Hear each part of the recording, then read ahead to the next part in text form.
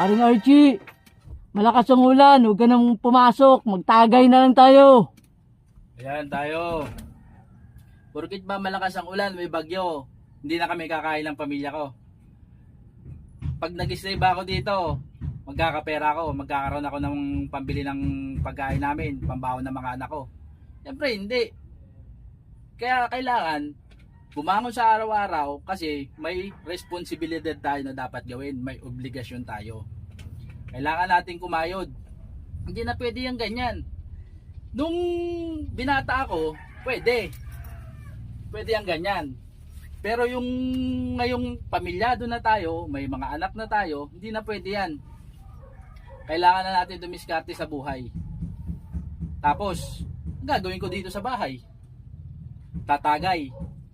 Pagdating ng oras, hapon,